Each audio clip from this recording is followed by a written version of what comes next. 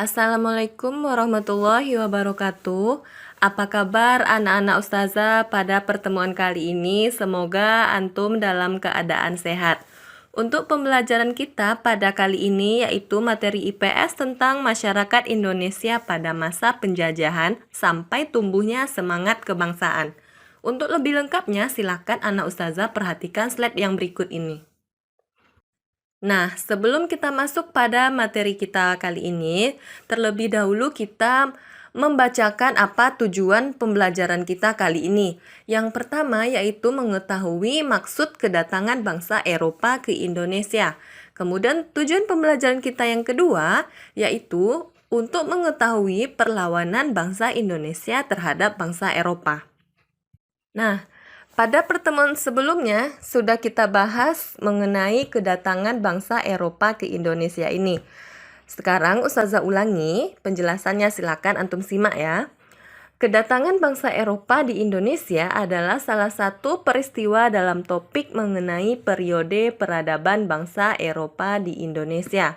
Dua bangsa Eropa pertama yang tiba di Indonesia adalah bangsa Portugis dan bangsa Belanda.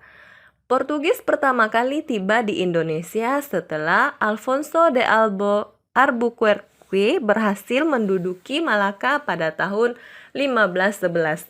Nah, pada gambar yang sudah Ustazah buat slide-nya ini, seperti ini kira-kira ilustrasi kedatangan bangsa Eropa itu ke Indonesia. Nah, lanjut pada slide berikutnya. Bangsa Eropa berikutnya yang tiba di Indonesia adalah bangsa Belanda. Pada tahun 1592, Cornelis de Houtman diutus untuk mencari rute langsung ke sumber produksi rempah-rempah bagi perdagangan Belanda. Ia pun tiba di kota Jayakarta, dulu nama lain kota Jakarta pada zaman dahulu, Banten pada tahun 1956. Belanda menghindari rute laut melalui Selat Malaka yang pada saat itu dikuasai Portugal dan Spanyol. Karena pada saat itu negara-negara tersebut berperang melawan Belanda. Nah, kedatangan orang-orang Eropa di Nusantara mula-mula disambut baik oleh bangsa Indonesia. Namun, karena diketahui kedatangan mereka untuk menguasai Nusantara, maka muncullah perlawanan di berbagai daerah. Mulai akhir abad ke-15, bangsa Eropa berusaha melakukan penjelajahan samudra. Terdapat beberapa alasan penjelajahan samudra dan akhirnya datang ke Indonesia. Nah, berikut beberapa alasannya tersebut. Alasan bangsa Eropa untuk datang ke Indonesia yang pertama, mencari kekayaan. Kekayaan yang mereka cari terutama adalah rempah-rempah. Sekitar abad 15 di Eropa, rempah-rempah pada saat itu harganya sangat mahal. Harga rempah-rempah bisa semahal dengan harga emas, sehingga mereka membutuhkan rempah-rempah untuk industri obat-obatan. Kemudian, alasan mereka yang kedua yaitu untuk menyebarkan agama Nasrani. Selain mencari kekayaan dan tanah jajahan, bangsa Eropa juga membawa misi khusus yaitu menyebarkan agama Nasrani kepada penduduk daerah kekuasaan. Kemudian yang ketiga alasannya mencari kejayaan. Di Eropa ada suatu anggapan apabila suatu negara memiliki banyak tanah jajahan, maka negara tersebut termasuk negara yang jaya atau glory.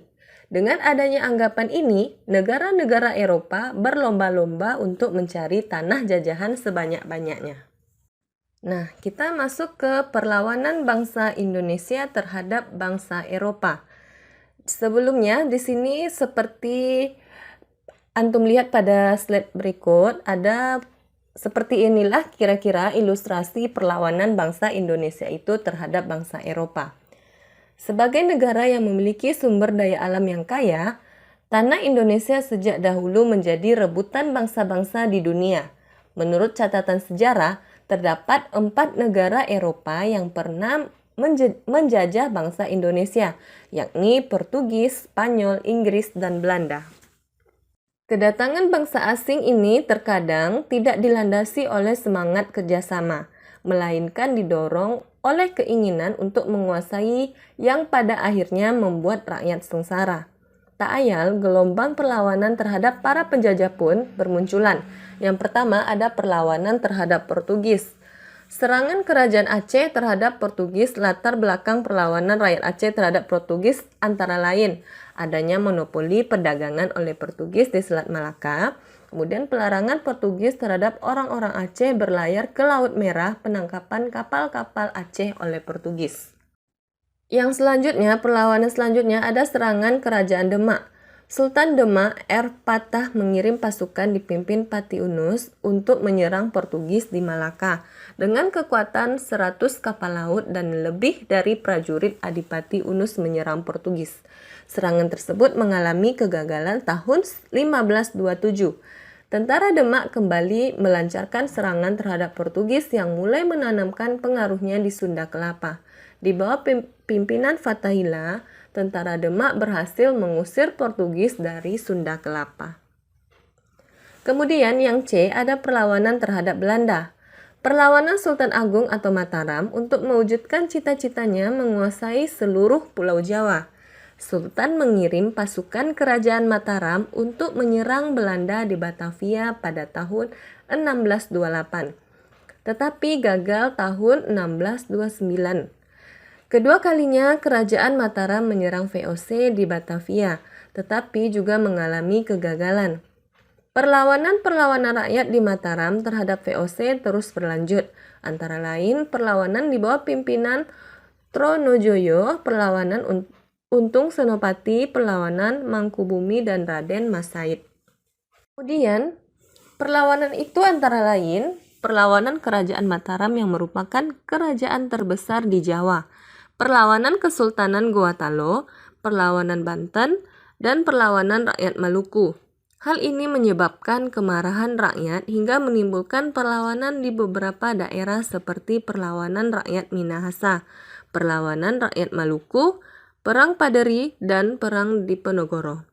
Semua perlawanan yang dilakukan oleh rakyat Indonesia bertujuan untuk melepaskan diri dari segala bentuk penjajahan bangsa asing di Indonesia dengan mengorbankan tenaga pikiran, harta, bahkan nyawa. Nah, seperti ini kira-kira ilustrasi perlawanan rakyat terhadap bangsa Eropa. Nah, kita tahu ya di sini kedatangan bangsa Eropa ke Indonesia itu tak lain untuk menguasai rempah-rempah. Nah, cukup sekian pembelajaran kita pada kali ini. Semoga apa-apa yang sudah Ustazah jelaskan tadi, semoga dimengerti oleh anak-anak hebat, soleh dan soleha Ustazah. Tetap jaga kesehatan dan terapkan 3M, mencuci tangan, memakai masker, dan menjaga jarak. Ustazah tutup pembelajaran kita pada kali ini dengan mengucapkan hamdalah. Alhamdulillahirabbil alamin. Ustazah tutup dengan bilai taufik wal hidayah. Wassalamualaikum warahmatullahi wabarakatuh.